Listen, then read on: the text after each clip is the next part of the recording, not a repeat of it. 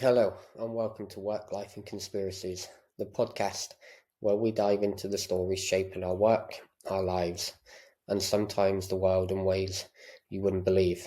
I'm your host, Michael Deegan, and today we're talking about a topic that's been at the centre of debate, dinner table arguments, and endless news headlines: immigration. Now, don't worry, I'm not here to rant or point fingers. This isn't about politics, well, not entirely. It's about history, facts, and some numbers that might make you choke on your morning tea. So grab your tea, your coffee, or whatever gets you through the day, and let's make a journey from the Empire Windrush to today's headlines, all the way to the impact on the taxpayer. Trust me, it's going to be a ride. So let's start with a brief history of Britain's immigration. And let's start with the basics. Immigration isn't new. In fact, it's been shaping Britain for decades, and it's woven into our culture, economy, and even our cuisine. Yes, curry and Caribbean food didn't appear magically. Thank you, history. It all began in 1948, when the Empire Windrush docked at Tilbury. Hundreds of Caribbean men and women arrived in Britain to help rebuild the country after the Second World War. They came with hope, determination, and let's just say, a lot of luggage. I mean, can you imagine trying to fit a life's worth of belongings onto a ship? Then come the waves of migration from South Asia during the 60s and 70s. People arrived to work in factories, hospitals, and public services, essentially keeping the country running. The NHS, for example, owes a huge debt to these workers. Let's fast forward to 2004. The European Union expanded. Suddenly Britain became a magnet for workers from Poland, Latvia, Lithuania and beyond. Free movement meant more people coming to study, work and occasionally get lost on the tube. They also decided they could claim benefits, which we'll get onto later. So when we talk about immigration today, it's really part of a pattern that's been happening for nearly a century. It's history, it's culture, and yes, it's complicated. Now let's talk numbers, the part that might make you raise an eyebrow. Net migration. Basically, the number of people coming in minus those leaving. Hit a record high of 685,000 in 2023. To put that in perspective, that's like adding an entire city the size of Sheffield to the UK every single year. After stricter visa rules, net migration fell to around 431,000 in 2024. Still a lot of people, right? And all these arrivals put pressure on schools, hospitals, and yes, our wallets. It costs us, the taxpayer, more and more each year to cover these costs. Which brings us to the big question. What does this mean for the taxpayer? Here's where things get, well, a little eye-watering. The Home Office spent 4.7 billion in 2023-24 on asylum support, mostly hotels. Hotels that we can't stay in anymore. Long-term projections suggest asylum costs could reach 15.3 billion over the next decade. That's money that could go into improving our hospitals, our schools, our infrastructure, the things we use every day, our roads, our rail service, our bus service, our energy services.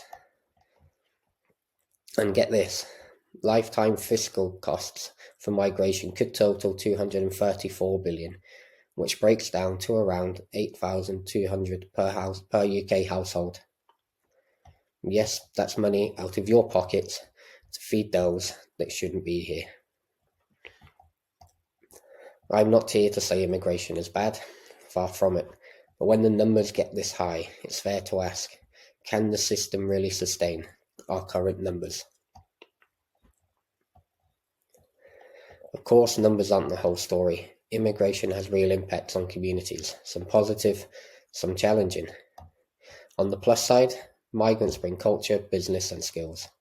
The NHS, for example, relies heavily on migrant workers since our government decided it was a good idea to make it very difficult for British people to get on to study for medicine. And let's not forget all the food, music and traditions that have become part of what it means to be British. There are pressures too: crowded schools. Local British children can't get into the schools of their choice, and some have to travel half hour to an hour every morning just to get to school. Housing shortages. British people who have been on the housing waiting lists, some for multiple years, are now being taken off them because it's easier to put migrants in these homes instead of the hotels.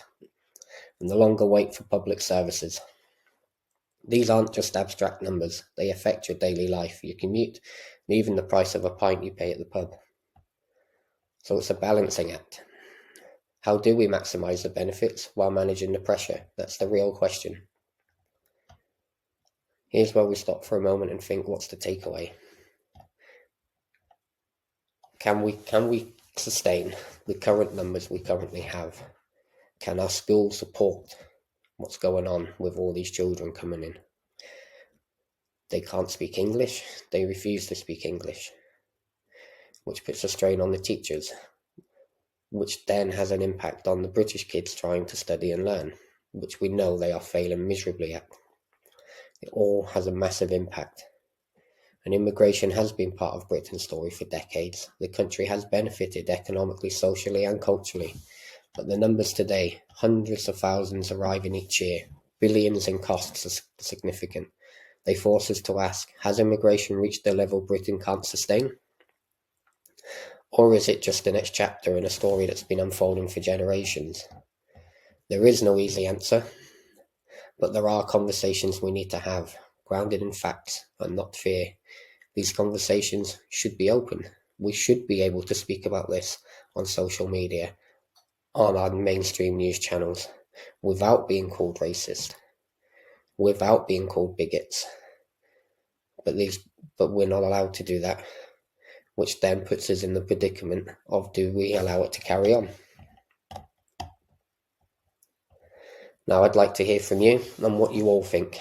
Can Britain carry on the way it's going? Does something need to change? How do we change it? Or is this just the way we have to live going forward? Share your thoughts on our social media, send me a message or leave a comment. And if you found this episode insightful, or at least eyebrow raising, hit subscribe and leave a review. I'd love to hear from you all. Thank you for tuning in to Work Life Conspiracies. I'm Michael Deegan, and I'll see you next time when we dig into another story that shapes our work, our life, and maybe even our world. Thank you.